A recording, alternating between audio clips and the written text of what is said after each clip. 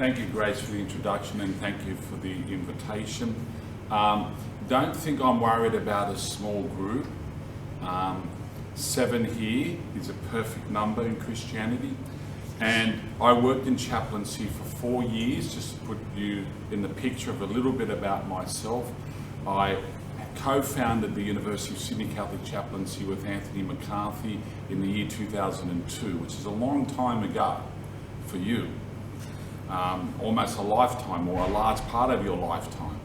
And I came back to it and worked full-time there in 06, 07 and 08, prior to the World Youth Day in Sydney.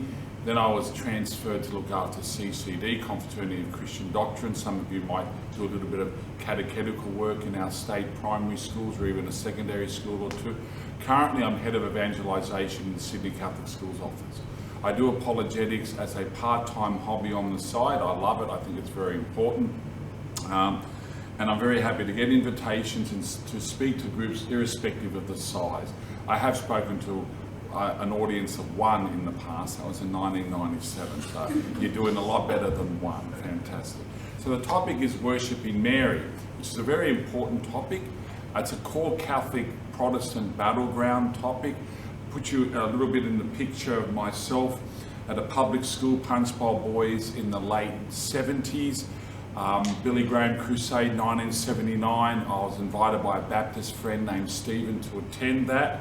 I think I had a significant conversion experience after listening to Billy Graham there at Randwick Racecourse. This is late May, I think May 30, 1979. I'm 15 years of age. Go back to school, start attending what's called the Interschool Christian Fellowship meetings. And later on at law school, at Sydney Law School, I'll attend the Evangelical Union meetings. The Catholic Society, known then as the Newman Society, was pretty ordinary. There was a good presence at Sydney Law School in the early 80s, but it could have been a lot better. But back there in 1979, 80, 81, in my last years of high school, I remember once a significant moment, 1980, where I had a lot of problems about Mary. I opened the Bible, I was just flicking through it. I can't remember what the speaker was speaking on. I was daydreaming or whatever. I was drifting. I opened my Good News for Modern Man Bible, 1974 edition, and I came to Matthew 13, where it mentioned the brothers of Jesus by name. James, Judas, Jude, Simon, Joseph. James, Joseph, Jude, Simon. And that freaked me out, so to speak. The Catholic Church was wrong about Mary. The Catholic Church said that Mary was a perpetual virgin. How could she be a perpetual virgin if Jesus had brothers and their names? So it was a big problem for me.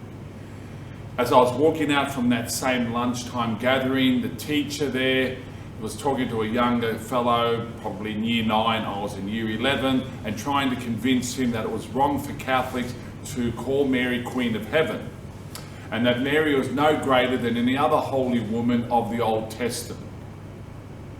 As a consequence of that double blow, that lunchtime session, the one Hail Mary I was praying every day, I decided to ditch, just to be on the cautious side. And I did that for 6 years. I never prayed another Hail Mary for 6 years. So basically, from the age of 16 to 21, 22, no Hail Marys. Marian devotion really concerned me. We were worshipping Mary. I was uncomfortable with statues of Mary, icons, pictures of Mary, rosaries, praying to Mary, worshipping Mary as a god or a goddess. Very sensitive about these issues. I'll eventually grow out of that, but only through informed learning. And to understand the Catholic doctrine, what it really meant, particularly the 4 dogmas of Mary, what Catholics were really doing, and understanding Marian prayer, intercessory prayer, before I could pick up a rosary again and pray one. In fact, I can remember when I was 21, I'm in final year of law school, and I saw a pamphlet on the rosary, and I was actually reading it, trying to work out how does the rosary work. I didn't know actually how to pray a rosary. I probably didn't pray my first rosary until I was 22. I remember the moment, I remember the time, I remember the venue. It was in Belfield, Linda Street, Belfield, in a house, home rosary with Our Lady of Fatima statue present.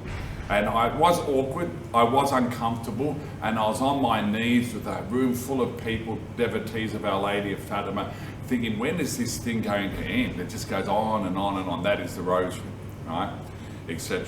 Anyway, just to put you in the picture about my own background here and my own early concerns with Marian devotion. Now I'm going to give you 4 quotes from Protestant authors and how they, among thousands I could have chosen from, and how they view Catholic devotion to Mary.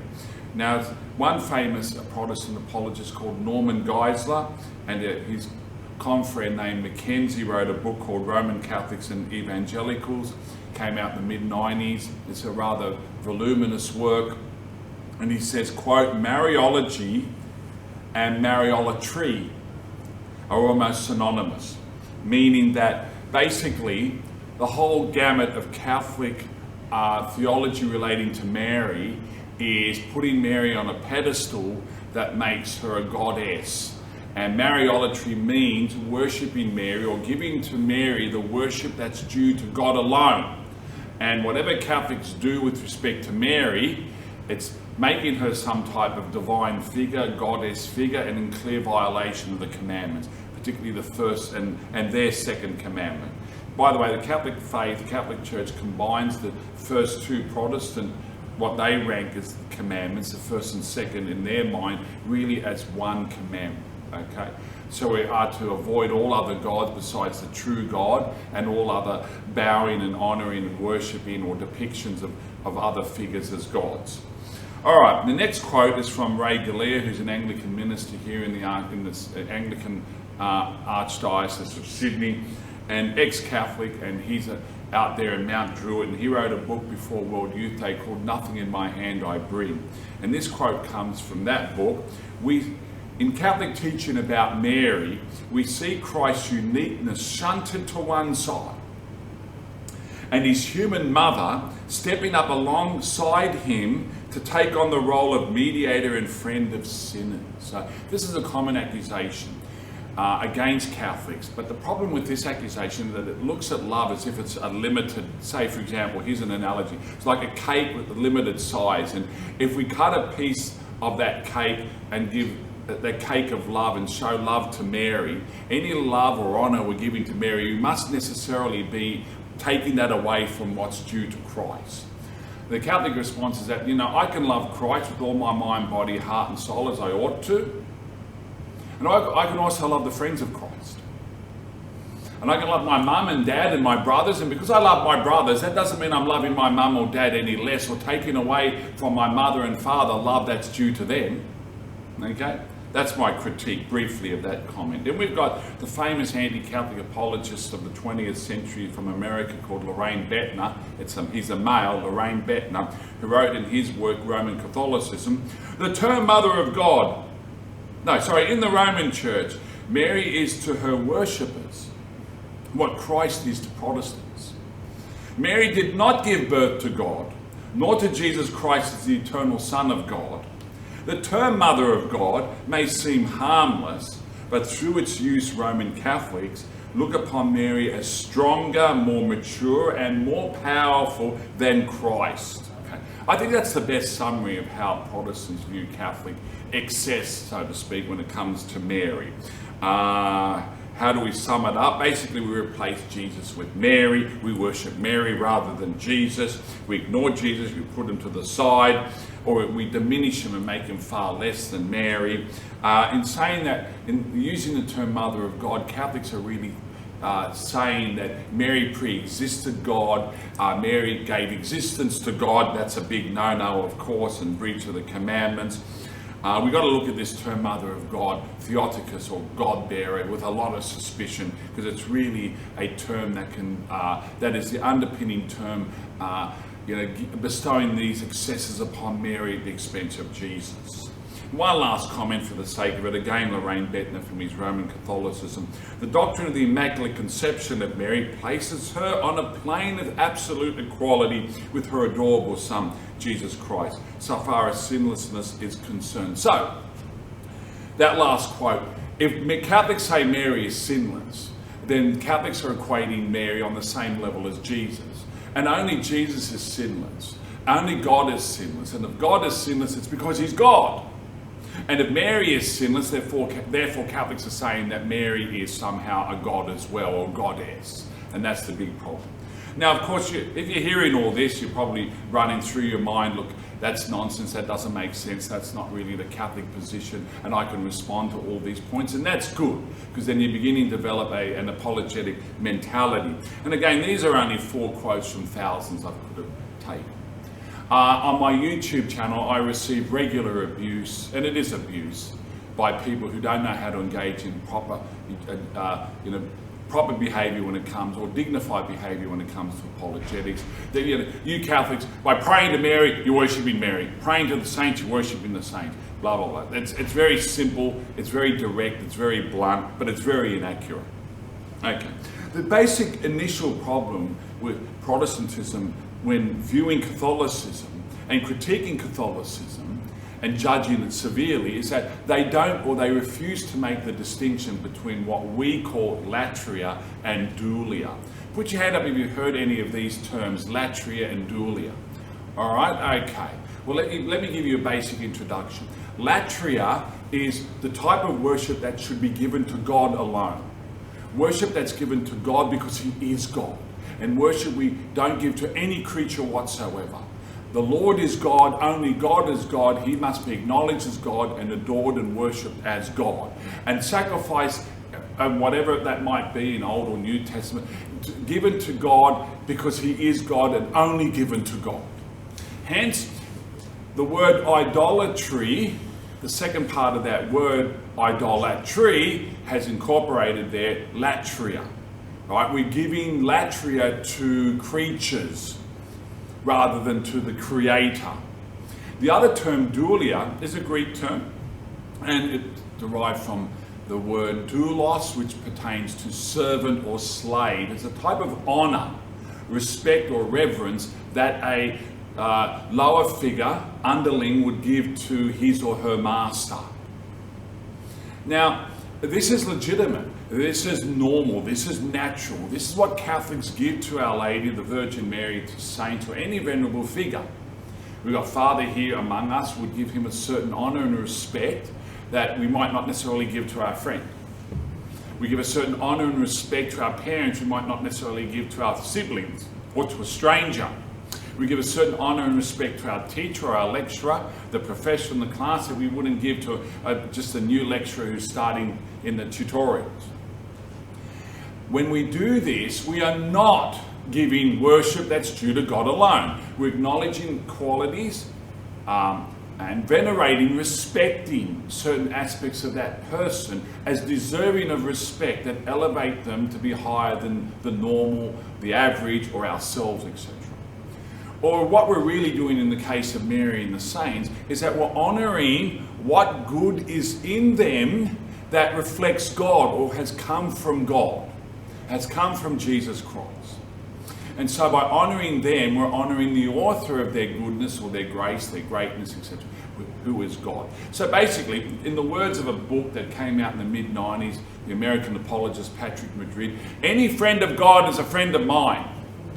Anything that has been dedicated or consecrated to God is good and should be honoured as a consequence.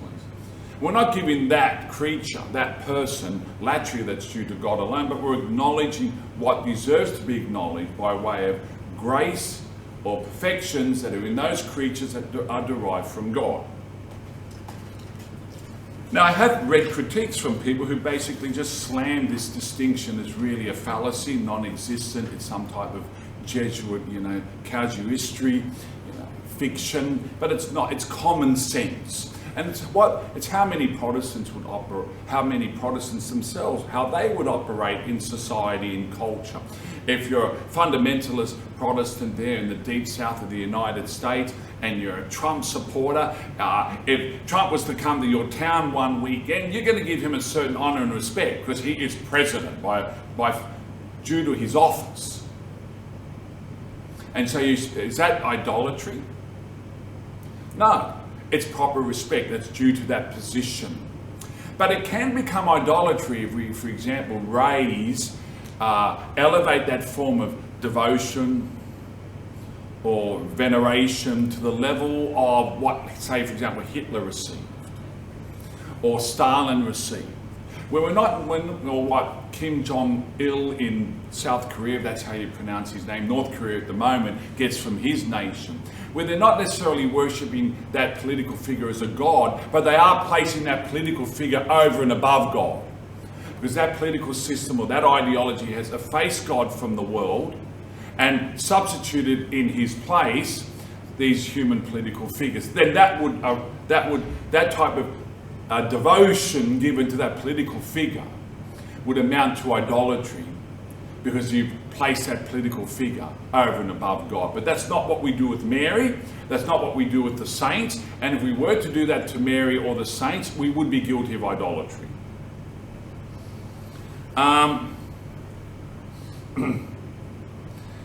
There has been a sect in the ancient history of the church from the 4th and 5th centuries. We know about this sect from the writings of St. Epiphanius of Salamis, writing in the early 5th century, a sect called the Collyridians.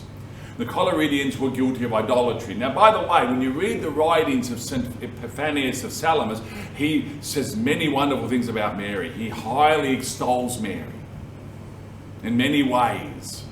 So we see there in his writings that distinction between authentic veneration and dulia, and where that starts and where that ends, and where idolatry might begin with respect to Mary, because the Collyridians, their error is that they did worship Mary as a goddess, and they did offer sacrifices to her, and they did have a female priesthood to do those sacrifices, and they deserved to be in that day widely condemned. And if that heresy was to re-emerge today, we should likewise condemn it. All right, so to make one thing here very clear about Catholics, we never offer sacrifice or latria to Mary or any other creature. We don't offer the Mass to Mary. We don't praise Mary in any way, shape or form as a divine figure, or a figure that precedes God, pre-exists God, or gives existence to God. And again, focusing on that term, Mother of God. I've never met any Catholic, by the way, even though some Protestants tell me they've met Catholics like this. I have never met any Catholic who regards Mary as a goddess or divine, or calls her a god, or sacrifices to her. I've never. And I think most Catholics who practice their faith are pretty well educated to know that very obviously. But what about you Catholics? You say you don't give Mary latria, but you pray to her. So I get these attacks. You pray to Mary, therefore you're worshipping Mary, therefore this is idolatry or Maryology, and therefore you're in breach of the commandments. The mere fact that Catholics pray to Mary is enough evidence that they are worshipping her as a goddess. Again, I'll refer to you a quote from Geisler and Mackenzie. Quote, prayer is not identical to worship. He's right there. But it is part of it, so it should be given only to God. The failure here by Geisler and Mackenzie is to acknowledge that there are different types of prayer. I'm engaging in prayer right now. I'm praying to you. Prayer can be, at one level, just conversation, just talk. If Catholics say, Hail Mary, full of grace, the Lord is with thee, blessed are you among women, and we're looking up to heaven when we say that, you Catholics are praying to Mary and you're guilty of idolatry. But hold on, those words were the words of the angel Gabriel. Hail, full of grace, the Lord is with thee. Saint Elizabeth, blessed are you among women, and blessed is the fruit of your womb. If the angel talking from heaven to earth can say that of Mary and it wasn't idolatry, and Saint Elizabeth can say that talking to her younger cousin or kinswoman here on earth, and that wasn't idolatry, why is it idolatry for us to say those same words? There are different types of prayer. Praise, petition, thanksgiving, intercessory. When it comes to the Marian prayers, of course, Catholics understand that Marian devotion, Marian beliefs, etc. is part of a bigger system of the Catholic faith. And we know which cog or cogs they are in that whole machinery of theology. It's called the analogy of faith. So, we know that when we're talking to Mary, it's part of a bigger picture of how God works with us. And that we ask firstly, when we said, let's just look at the Hail Mary. You're worshipping Mary when you say the Hail Mary, but we say in the second half of the Hail Mary, Holy Mary, Mother of God, pray for us sinners. So who's Mary praying to? We're not asking her to pray to herself. So in that prayer, we're asking Mary, or we're actually joining Mary, or asking Mary to join us to pray to the same God we all worship. The prayer doesn't stop with Mary. It's like if I ask you, pray for me a sinner. How's that any different substantially than asking Mary to pray for me a sinner to the one true God? But Mary's in heaven. You can't pray to those in heaven. We'll come back to that in a moment. All right? So we have to make that clear distinction here. Not all prayer is the prayer of adoration or worship. There is intercessory prayer. We could ask Mary for grace, knowing that the background doctrine here is that Mary is an instrument of God, of grace, like other things are. There are plenty of instruments of grace in the world. I could be an instrument of grace for you right now through giving a worthwhile talk, if I'm faithful in doing that. We have bread, we have wine, we have water, we have oil as material instruments of grace. Mary can bestow grace on other people. But Mary is not the author of grace. God is the one author of grace. Mary is just a secondary, so to use technical language, a secondary instrumental cause. The primary efficient cause of grace is God. All right. Okay. Now, you're saying, as a Catholic, Robert, that it's okay to pray to Mary and ask Mary for her prayers, her intercessory prayers. Aha! That's against the Bible.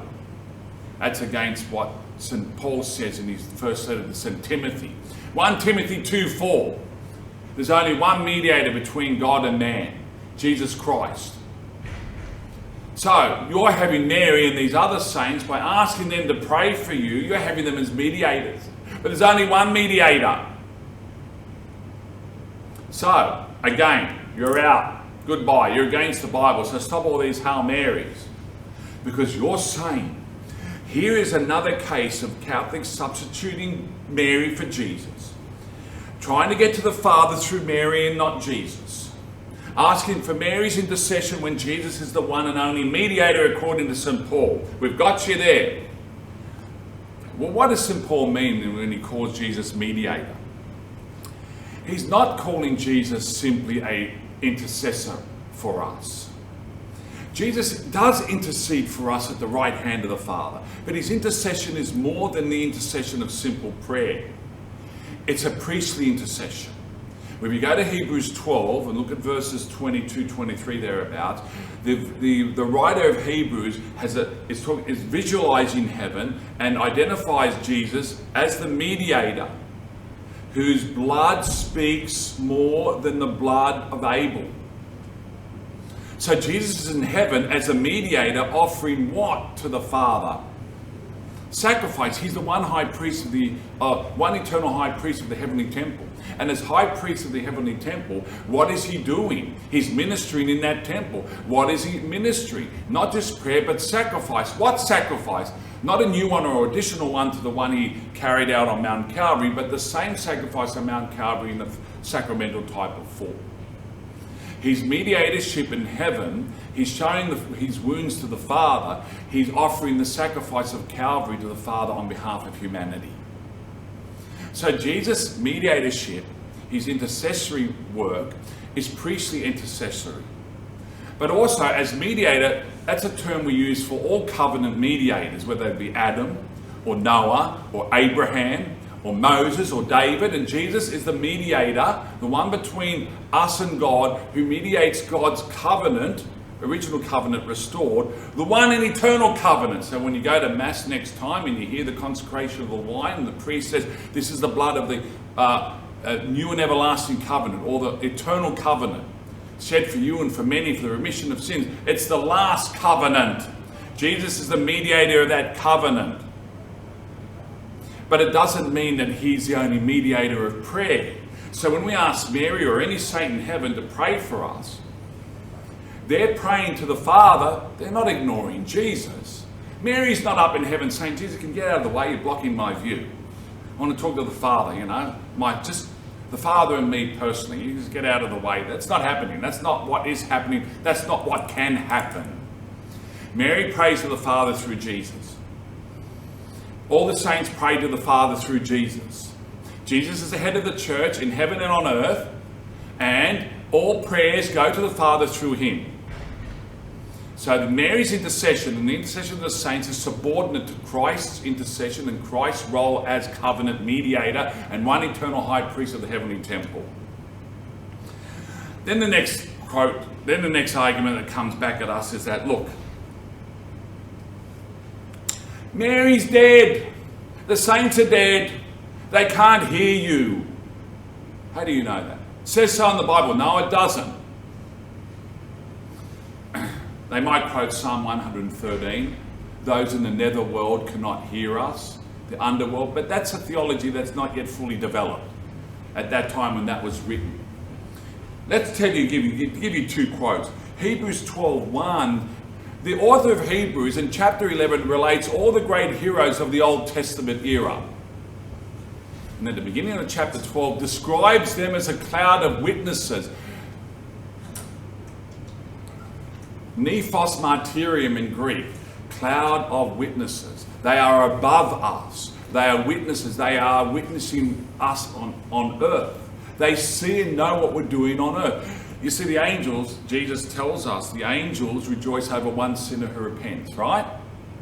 Why? Because they can see what's happening on earth by looking into God. The beatific vision. They see what's happening on earth by looking into God. They possess the life of God. Where do the saints who depart from this world go? They go into the same heaven with the same vision of God, and they see what's happening on earth to those who are relevant to them by looking into God. And that's how they are witnesses of what's happening to us, so they can know what we're doing. They know that we're asking for their intercession. It's one church in heaven, on earth, and in purgatory, one body of Christ, just in three different states. And then we've got the martyrs, Revelation 6, the martyrs, those who died for Christ. You go to Revelation 6 and you see the depiction there of the souls of the martyrs under the altar in the heavenly temple. And they're praying to God. And they're asking God something quite severe. They're asking God to take vengeance on those who martyred them. They're praying to God. They're not extinguished at death. Their spiritual souls have lived on. They've been martyrs for Christ, so they went straight to heaven. They're in the heavenly temple. They're not unaware or uncaring about what's happening on earth. These martyrs, these saints, and Mary as well, even more so, would know and care about what's happening on earth and would pray about it. What are we really doing when we honour Mary? Are we putting this humble biblical Mary and distorting and exaggerating her and putting her on some idolatrous pedestal? Where, if these Protestant apologists are right, it's really some sinister plot to undermine the uniqueness of Christ in the world and to shut aside Christ and make him irrelevant. No, what we're simply doing is acknowledging the great things that God did to her, for the sake of the incarnation. She is the remnant of Israel, the faithful daughter of Zion, and Israel was formed for this purpose, to create a people through whom the Messiah would come into the world. And Mary is that faithful remnant of those original 12 tribes through whom the Messiah would come into the world, and that vessel of election that God specifically created for this incredible redemption of humanity. Mary today in the reading for the Feast of the Assumption says in front of St. Elizabeth, "From henceforth all generations shall call me blessed, for he who is mighty has done great things for me." That's all we're doing. That's a prophecy that Catholics fulfill. When we honour and venerate Mary, we are fulfilling that prophecy. And what are we doing? We're acknowledging the great things that God did for her. That's all it is. Now, to give you an idea of just a small idea in the last 15 minutes of what God did for her, let's engage in a bit of typology here. Okay? And this is a talk in its own right. Typology is a big subject when it comes to biblical study.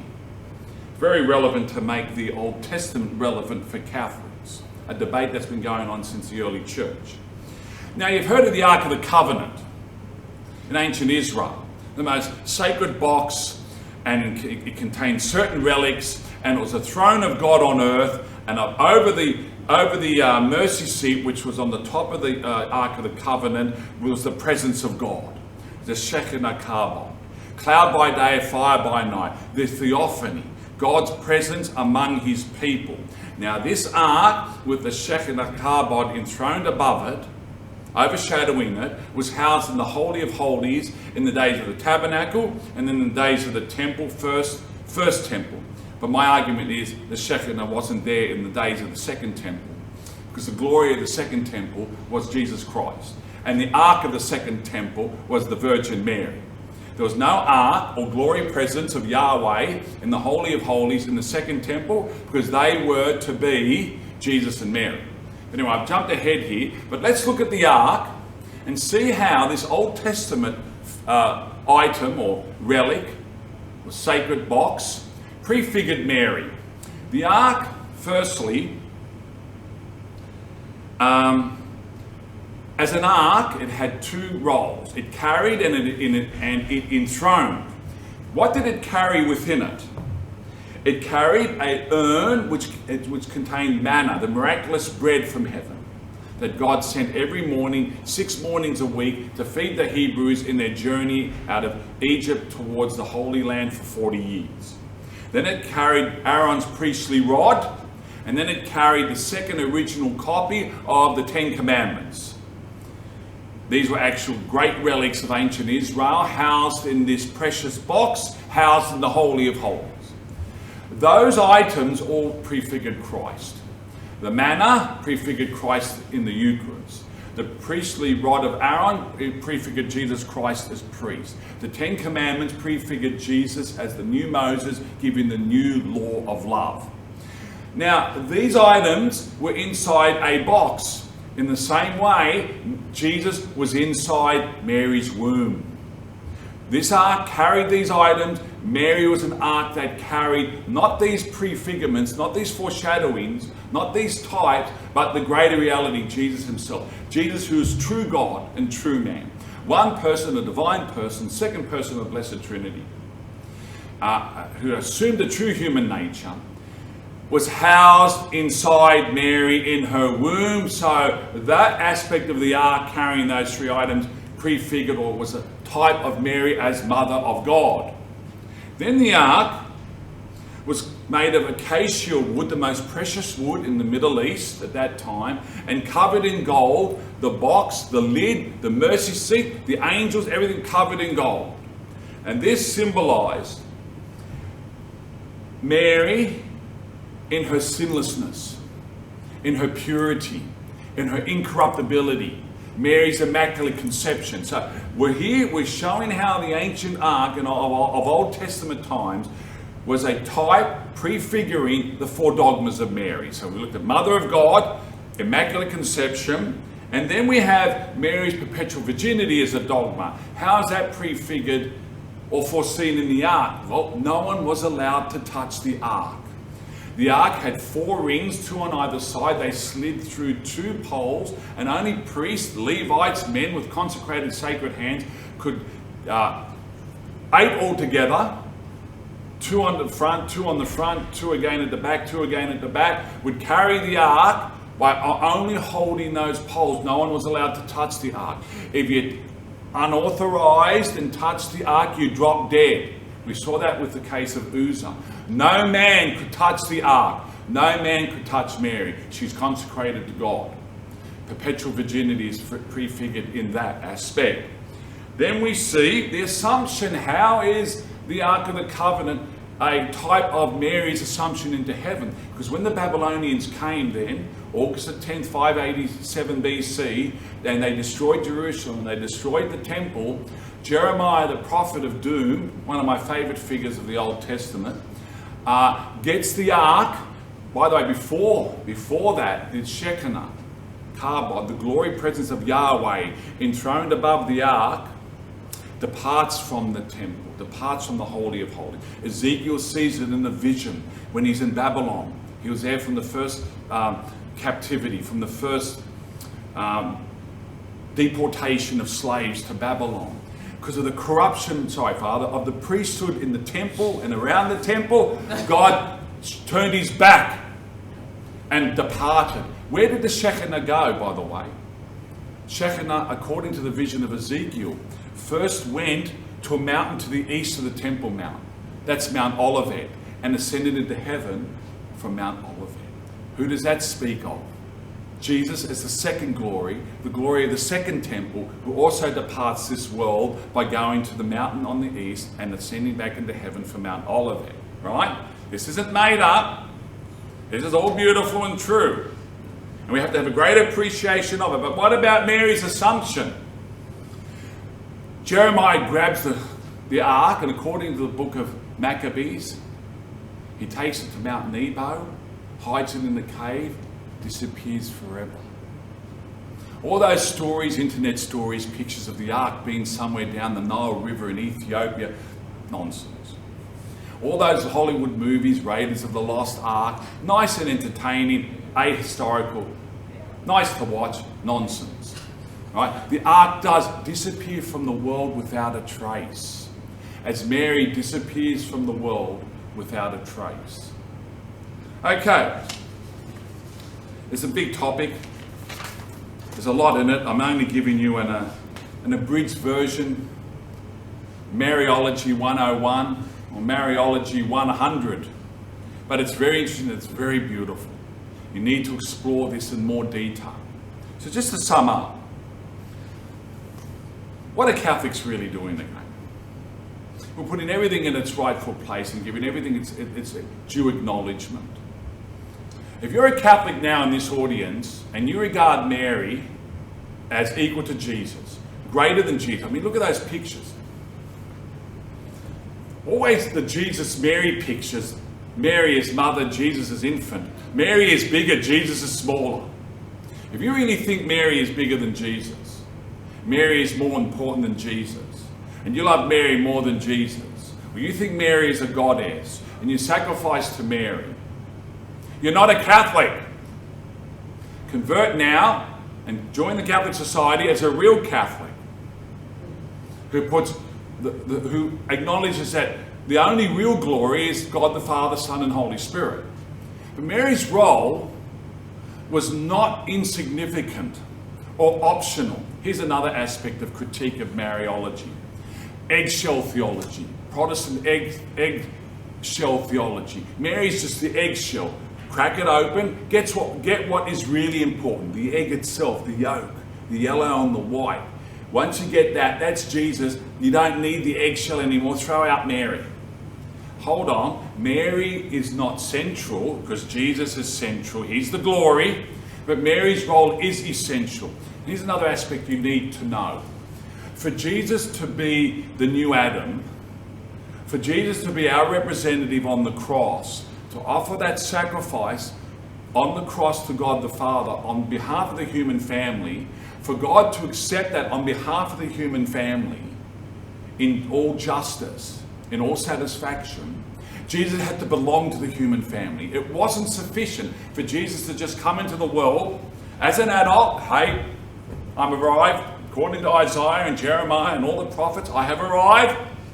And then as an adult, he begins preaching and teaching and doing miracles, right? Feeding the hungry, the 5,000, getting into trouble, being arrested, scourged, crowned with thorns, sham trial, put to death on the cross, dies, rises from the dead.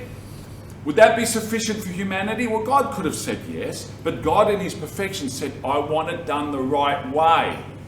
If you're going to do that on behalf of humanity, you have to be part of humanity. You have to belong to the family of Adam. And you have to therefore come into the world through a daughter of Adam. Mary's role here was essential because Mary, by saying yes to the angel Gabriel, enabled the Messiah to become a member of Adam's family, our family, and therefore to be the new Adam and represent us on the cross. So, if Mary had said no, and she was free to say no, but she didn't, then God would have gone to plan C. Because plan A was Eve, plan B was Mary, and plan C would have been another woman who would have said, specially created by God, vessel of election, immaculately conceived, to be the worthy house of God in the world. It is not the Catholic Church who exaggerates the honour that should be given to the humble handmaiden of Nazareth. For it is God who created her, sanctified her, called her, was born of her, preserved her, assumed her, glorified her, and crowned her. There's many other aspects of Maryology we haven't touched on. Okay. As I said earlier, all the Catholic Church does is acknowledge the great things that he who is mighty has done for Mary. And by doing that, we fulfill that prophecy we mentioned earlier in Luke 1, 48 to 49. All generations shall call me blessed, for he who is mighty has done great things for me. So let's continue to be good Catholics, continue to be real Catholics, place God above all things, mind, body, heart and soul, love him accordingly.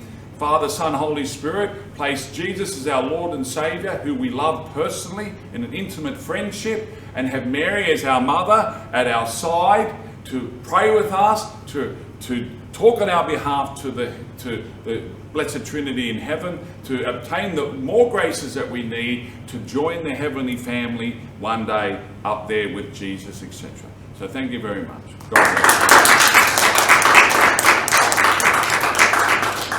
All right, we've got time for questions if there are any. Yes.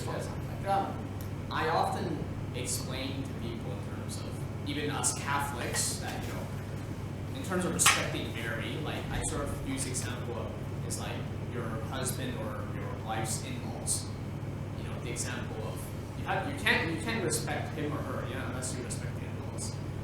But it just seems, and it just makes logical sense in my mind, I guess in your mind too, but I don't understand when it comes to Mary. Why are people, even us Catholics, you know, they just can't grasp that aspect of her, because she is the mother of our Lord. I don't know what's your take on this type of mentality that... Yeah, well, see, there's a remote formation we need here, a comprehensive formation and understanding. We got to get away from this individualism. We live in a hyper-individualistic society now, and Protestantism was part of the problem, because Protestantism, and this is a good aspect, talks about we have to have a personal relationship with Jesus. Jesus and me and Jesus. But that's a good thing. But if you just leave it at that level, you're negating or you're trimming the communal aspect. That it's not just Jesus and me, it's Jesus and the whole church, Jesus and his whole body. The church is his mystical body. And that it's not about me getting to heaven by myself, it's me joining a family, becoming a member of a family. And we're going to be that family in heaven. All right? And Mary is part of that family. And we can't despise or denigrate any member of that family. Again, that quote, any friend of Jesus is a friend of mine.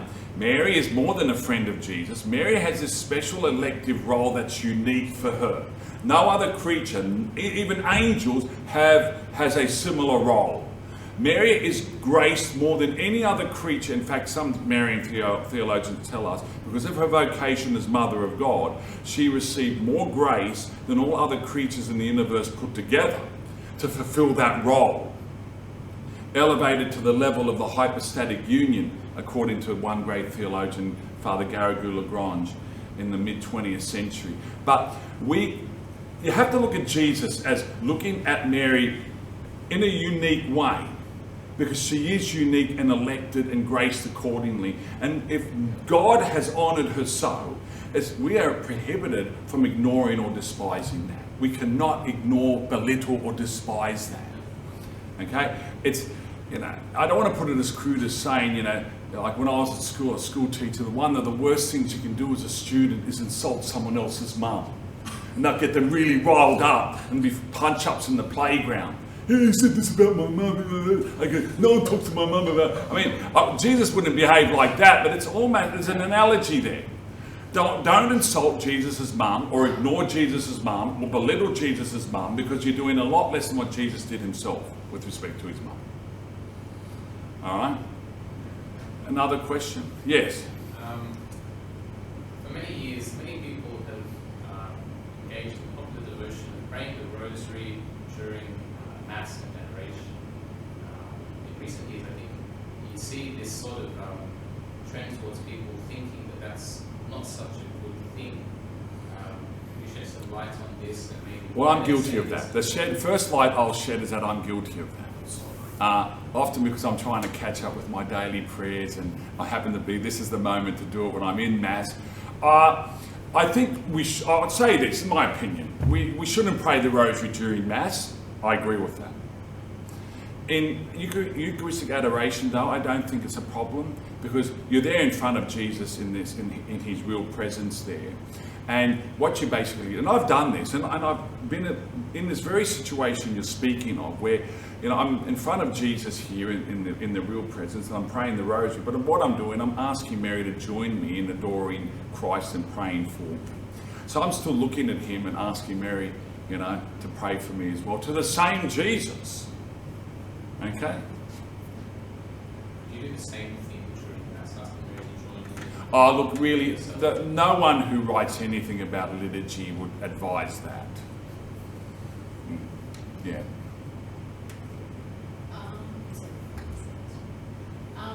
Two questions that are very separate. One is, do you have any sort of just practical kind of ways of deepening a relationship with Mary and honouring her as she sort of proclaimed to the gospel? Second question, quite separate. Often when we pray the litany, the Virgin Mary, there's a whole bunch of, it seems kind of strange names. Yeah, go through them. I'll help you with each one of them. I've dealt with a friend of mine who had problems with those names in the past. Give me one or two that you find you might think of at prima facie are problematic. I was just kind of wondering what they kind of relate to. For example, like Tower of Ivory, Rose of Gold. Vessel of honor. Yeah, Tower of Ivory connotes perfection, sinlessness. And that's what she is. Not because she's a goddess, she has received sinlessness. Her sinlessness, by the way, her Immaculate Conception, does not exempt her from redemption. It's how she was redeemed. Okay? The Tower of Ivory pertains to her Immaculate Conception. What else? House of Gold? Because I tell you why House of Gold. Because in the temple, in the days of the first temple, the Holy of Holies was covered in gold. Even the nails were gold. In the Shekinah Kabod, the glory presence of God, enthroned above the Ark of the Covenant, was in this room, the house of gold. God was housed in the house of gold. Well, then the glory of the second temple, the glory of the New Testament, Jesus Christ, not in form of fire or cloud, but in human flesh, with the human nature, is likewise housed in a new house of gold. And Mary's house of gold is more glorious than the first temple, the Holy of Holies, because Mary's gold is her grace, supernatural quality, much more glorious than gold, earthly gold. Okay. Does that help? Look, you need good catechesis here. And when you encounter Catholics or non-Catholics who have problems with Catholic phraseology or terminology, we've got to be patient and loving and help them. Unpack it for them so they get an understanding. Don't ever engage in apologetics, which is heated or aggressive or angry or name-calling or insulting or belittling, because that's not apologetics.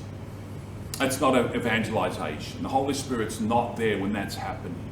Look at the other as someone who perhaps is a victim of bad catechesis if they're a poor Catholic, or a victim of perhaps prejudice or bigotry in their upbringing without them realizing it. And say, look, I'm here to help. Just ask any question. Get their friendship, get their confidence, get their trust, and say, this is what Catholics really mean. You know, when you say Catholics worship Mary as God, and you know Catholics who worship Mary as God, well, I have to say, Jack, I've never met such a person.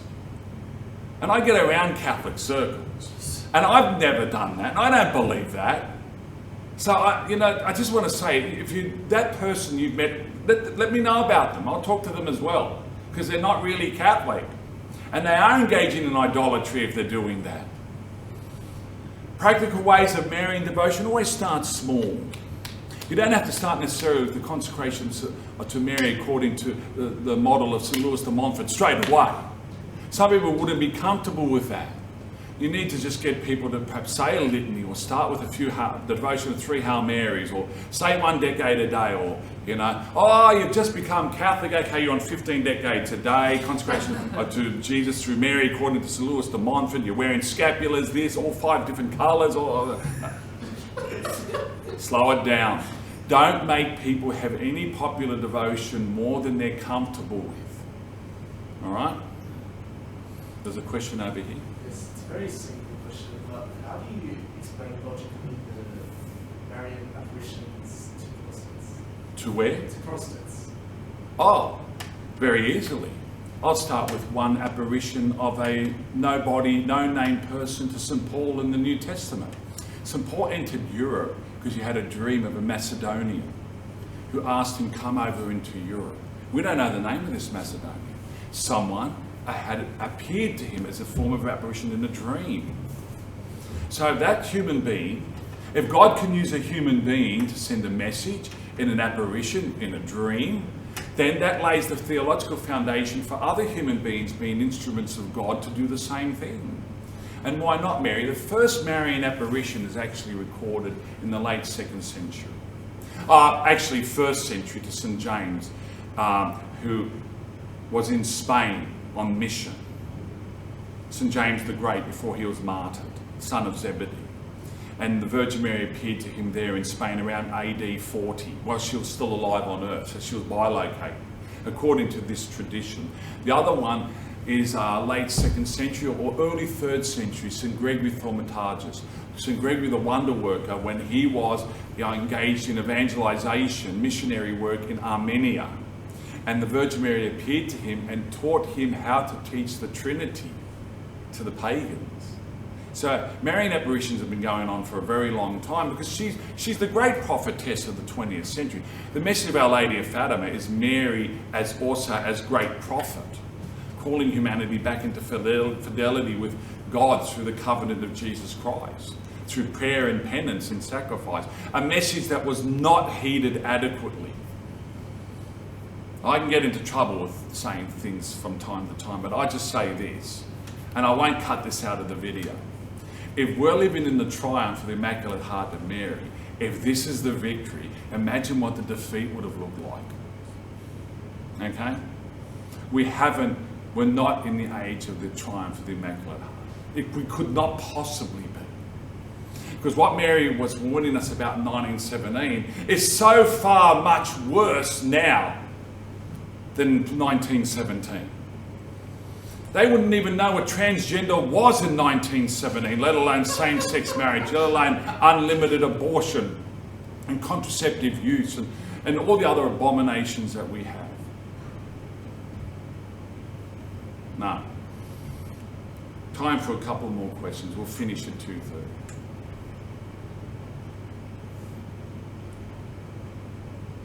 Well, what's your favorite devotion to Mary? I pray the daily rosary. I do say some litanies of the Immaculate Heart of Mary, that one. The Angelus every day. Regina Caeli every day. Doesn't matter if it's season. I have my own private system of prayer, which is very irregular, but it's me. I would not impose my prayer forms or system on anyone else. It's something that I've developed under God's grace that I've been doing for over 30 years. I don't intend to change, and I don't export it. I didn't force my kids to pray the rosary 5 decades a day. I don't. People have to see it being prayed and adopt it according to their level. If I was, like my oldest son, who's now at USyd, when he was about 14, he started praying the daily rosary. And he'd do it late at night before he went to sleep, and it ended up being too hard for him, and he dropped it because he was tired. And I said to him, that's a lesson for you. You only pick up a level of prayer that you're comfortable with at that time in your life. And if I was to force it on him, keep praying the rosary every day, he would have dropped it anyway as an adult. I didn't pick up anything I'm doing as a young person. I picked it up as an adult. And I picked up the level that was comfortable for me. When I converted, my second conversion in 1986, which I call my Catholic conversion, and I had these very staunch Catholics telling me about Marian devotion and trying to get me into the consecration to Jesus through Mary according to the system of St. Louis de Montfort, and they said, you've got to do these prayers for the next 30 days. Litanies and rosaries and blah, blah, and I was angry because I felt imposed upon. You don't impose things on people. You propose and leave them in their freedom to make the right choice, and if they make the right choice, they own it and they'll walk with it for a lifetime. All right, one last question. That's all right. We'll finish there. Thank you very much. God bless.